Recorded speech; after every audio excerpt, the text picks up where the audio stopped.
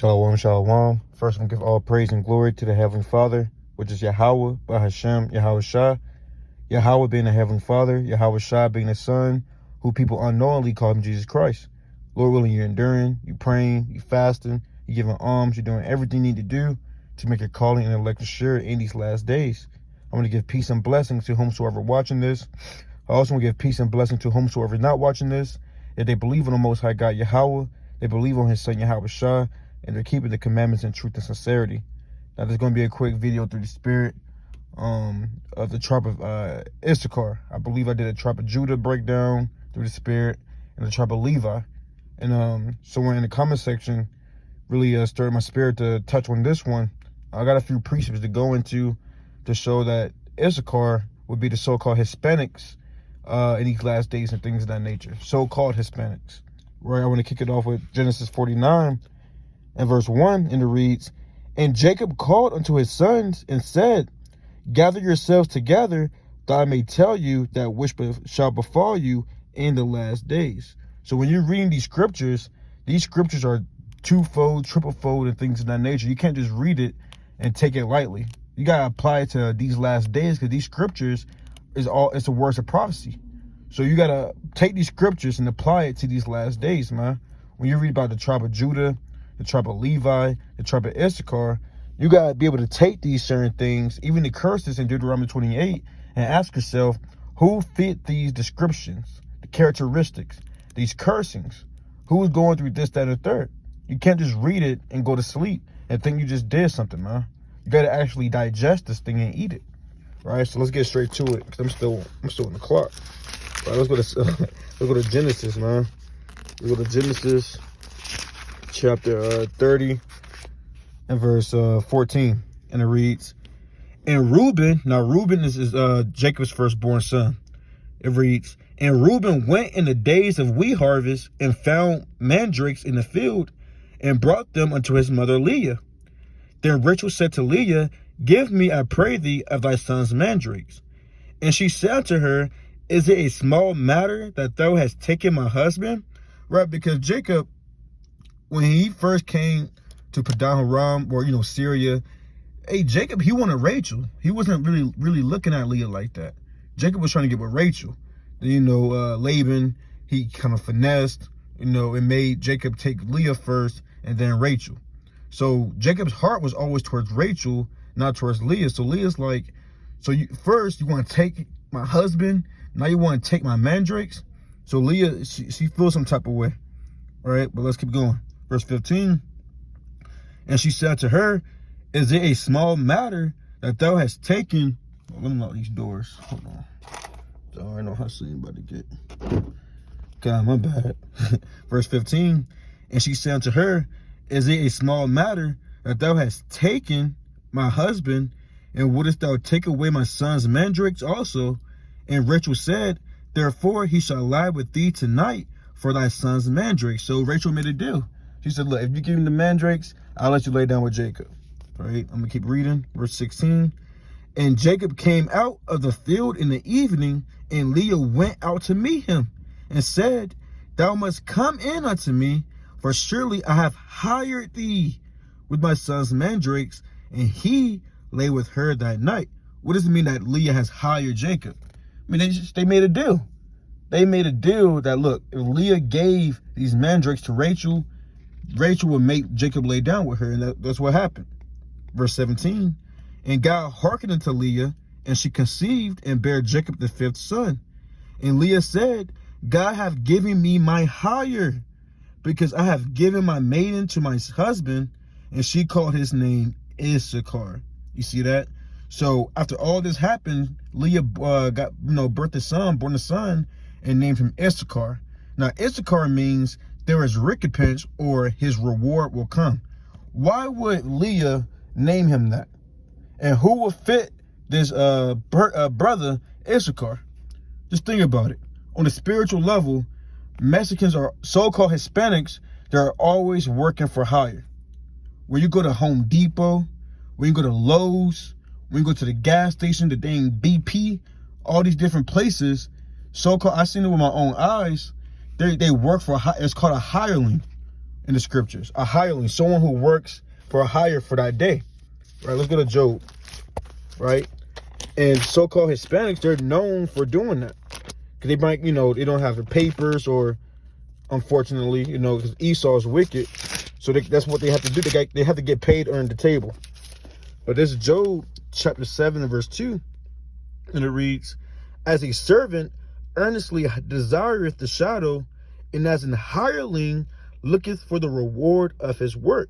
So again, a hireling is someone who's hired for the day to do a job, and he's waiting for his reward. Like, for example, you may go to Lowe's, you may go to Home Depot, a contractor, a construction worker.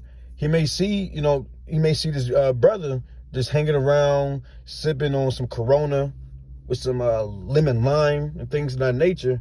And guess what's going to happen? His so-called Hispanic brother, he may ask, hey, do you need any help? I know how to, lay down towels. I know how to do this. I know how to climb a ladder. I know how to use a hammer. I know how to read a tape measure. And you know what? Boom, I'll let you do this. I'll give you $100 for the day. And boom, they make a deal. Guess what? He does his job. After he get done doing his job for that day, guess what? He gets his money. That's what Issachar do. You feel me? And that's why Leah named him Issachar. That's what Leah did. Leah made a deal with Rachel. Look, if you give me Rachel said, if you give me the mandrakes, I'll let you lay down with Jacob. Guess what? That's what happened. You feel me? Let's get another precept. Let's get an example on the hireling. Let's go to Matthew chapter 20, and we're going to start at verse 8. This is Matthew 20 and verse 8, and it reads, for the kingdom of heaven is like unto a man that is an householder, which went out early in the morning to hire laborers into his vineyard. And when he had agreed with the laborers for a penny a day, he sent them into his vineyard. Right, again, like I said before, a contractor, a construction worker, they might go to Lowe's, or to the gas station, and they may talk to a so-called, Hispanic. It's not just them, but by and large, it is them though. So they might talk. Look, do you know how to do this? Do you know how to put up a drywall? And they might say, yeah, I can do that, right? They might, come up with an agreement. Look, if you can do this, I'll give you $200 for the day, right? That's what's going on. This is in the scriptures.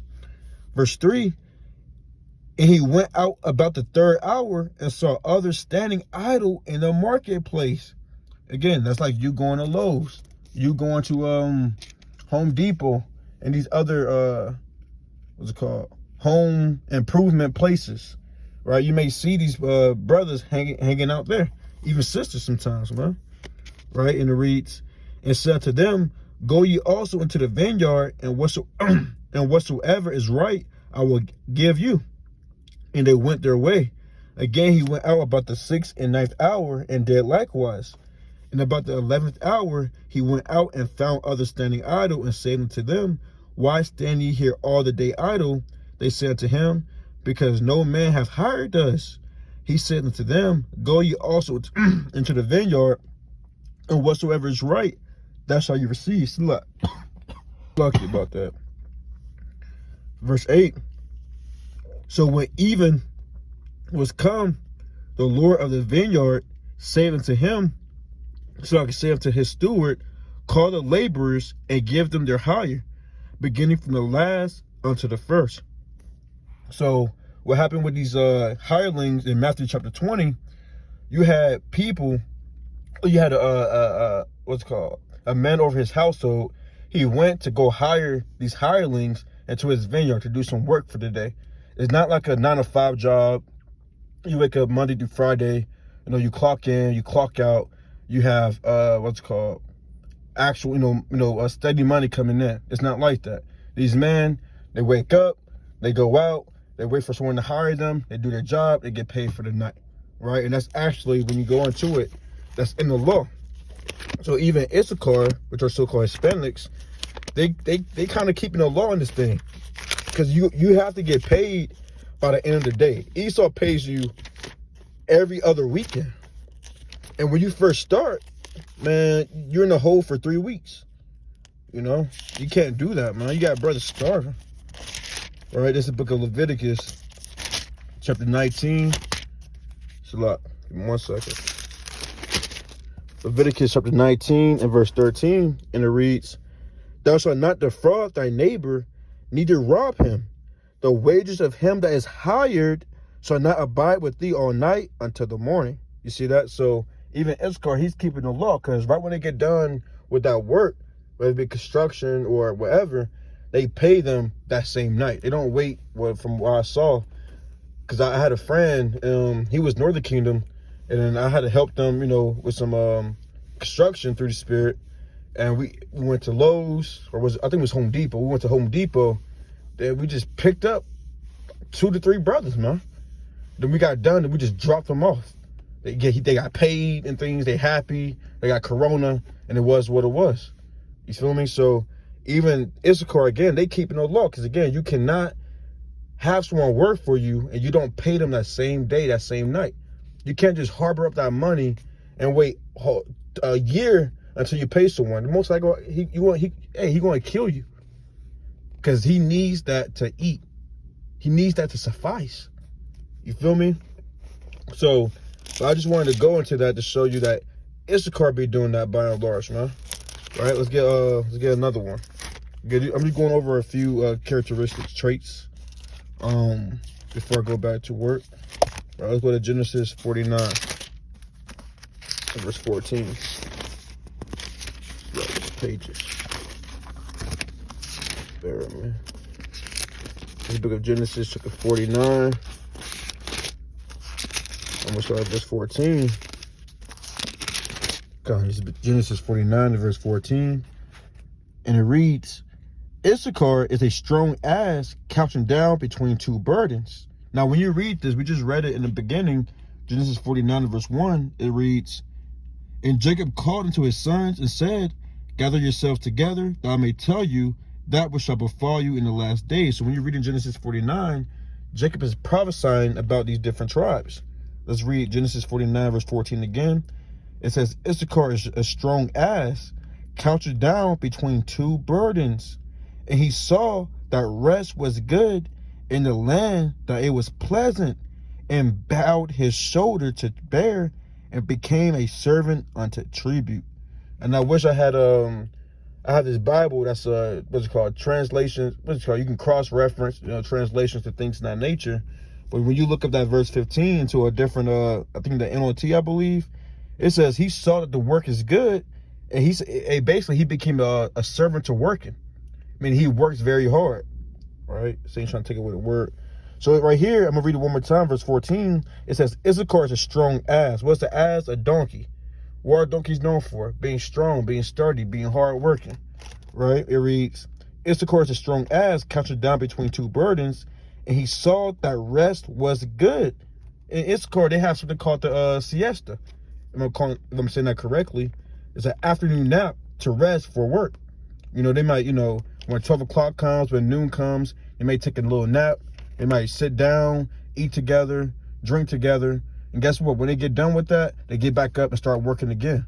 Issachar is one of the most hardest, or the so-called Hispanics are one of the most hardest people on the planet Earth, man.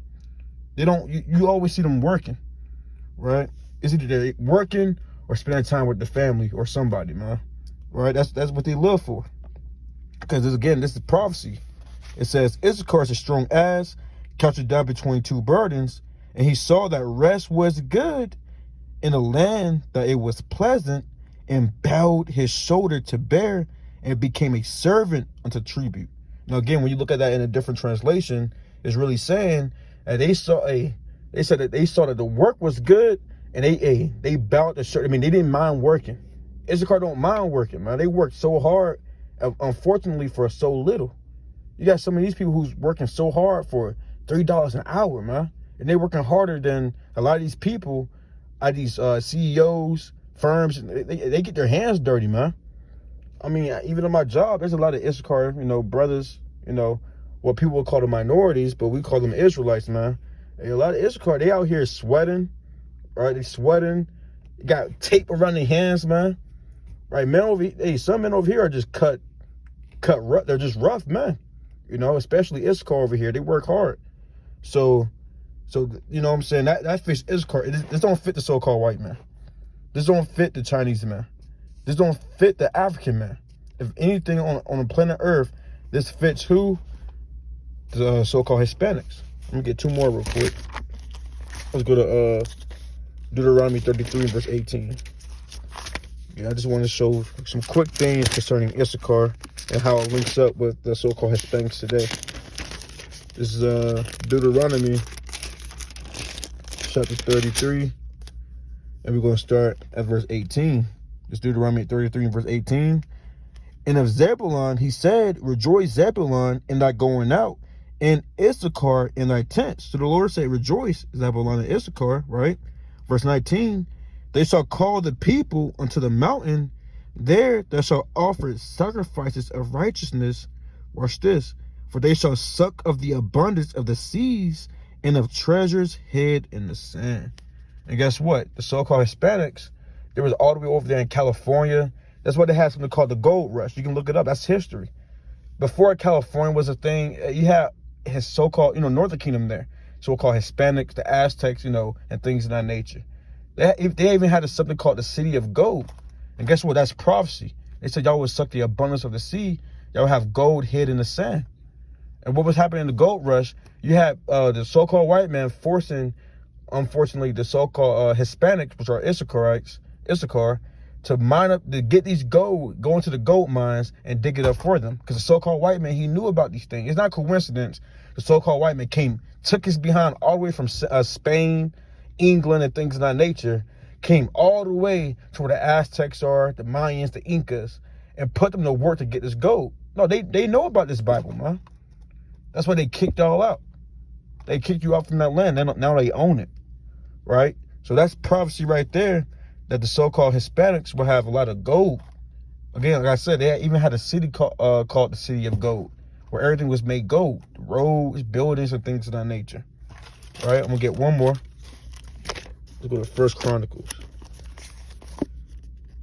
Let's go to 1 Chronicles chapter 12. Verse 32. This 1 Chronicles chapter 12 and verse 32.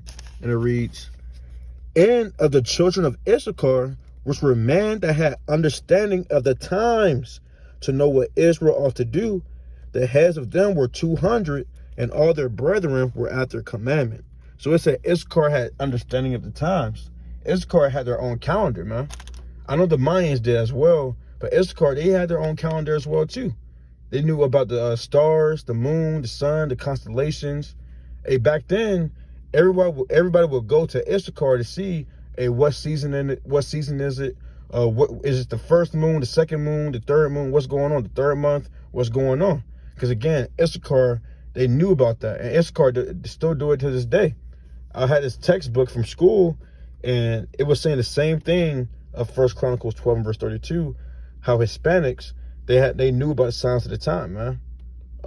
I think it was the Mayans though, but I think Aztecs, they predicted the doomsday and things of that nature too, if I'm not mistaken. I gotta do more research on that.